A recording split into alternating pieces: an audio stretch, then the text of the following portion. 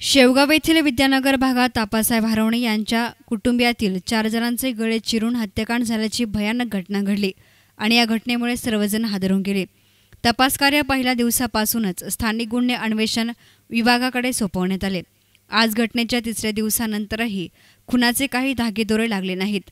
तपास कार्याचा आढावा घेण्यासाठी नाशिकचे विशेष पोलीस महानिरीक्षक विनयकुमार चौबे यांनी घटनास्थळाची पाहणी केली आणि त्यानंतर त्यांच्या उपस्थितीमध्ये झालेल्या पत्रकार परिषदेत जिल्हा पोलीस प्रमुख रंजन कुमार शर्मा यांनी आरोपींबाबत माहिती देणाऱ्यास पोलीस प्रशासनाने 50,000 रुपयांचे बक्षीस जाहीर केलं।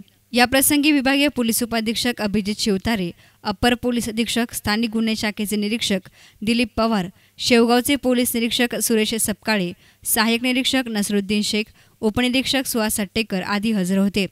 यावेळी पोलीस उपाधीक्षक शर्मा म्हणाले की शेवगाव पोलीस ठाण्याच्या हद्दीमध्ये घडलेली ही घटना अत्यंत दुर्दैवी आहे।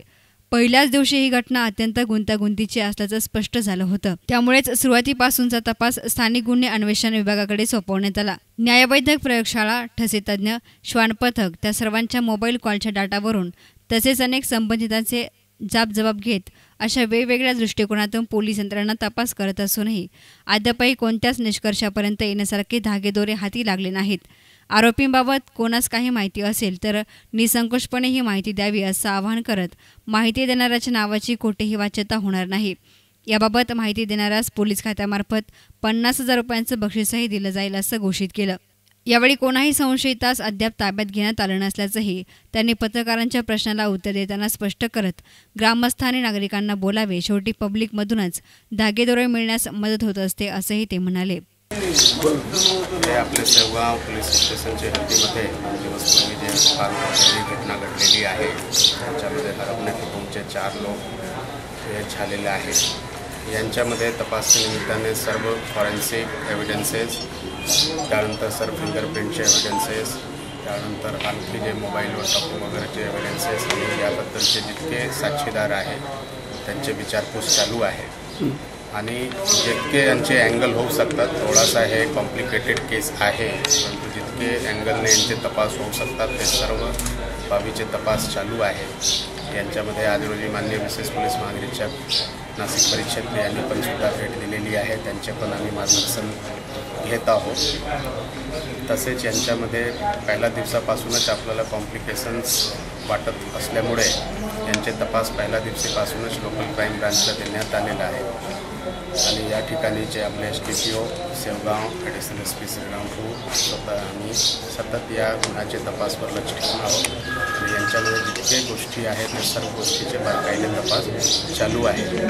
अजून आपल्याला काही एक निश्चित जे आहे दिशा मिळालेली नाही, त्यामुळे आज रोजी आम्ही सर्वांचे आवाहन पण केलेले आहे की ज्यांना या घटनाबद्दल कुठल्याही प्रकारची माहिती असावी तर त्यांनी आम्हाला पोलिसांना शेअर करावं आणि त्यांना 50,000 रुपयांपर्यंतची बक्षीस देण्यात येते आणि त्यांचे नाव जे आहे ते गुप्त ठेवण्यात येते। आपलं सर्व मीडिया यांच्या माध्यमाने आम्ही सर्व लोकांना आवाहन करतो याबद्दल कुठल्याही प्रकारची जर माहिती उपलब्ध असेल तर 3 नंबर पण आम्ही शेअर केलेले आहे। SDPO शेवगावचे, PIMचे शेवगाव पोलीस स्टेशनचे, तसेच PILCBचे नंबर पण सुद्धा शेअर केलेले आहे।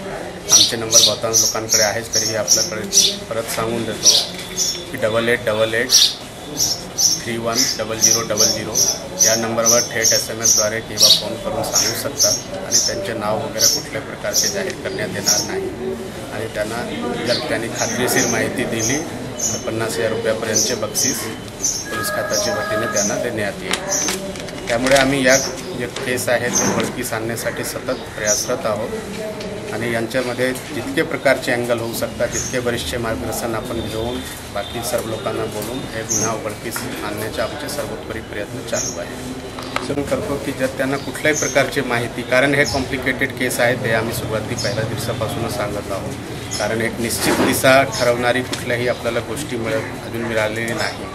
त्यामुळे पब्लिकला कुठल्याही प्रकारची जर माहिती उपलब्ध असेल तर त्यांनी नक्की आम्हाला द्यावे। 3 नंबर ऑलरेडी आम्हाला या ठिकाणी देण्यात आले, आमचे पण नंबर दिलेले आहेत आणि त्यांना याबद्दलचे कुठल्याही प्रकारचे त्रास होणार नाही, त्यांचे नाव गुप्त ठेवण्यात येणार, तसेच त्यांना 50,000 रुपयांची बक्षीस पण आम्ही जाहीर केलेली आहे।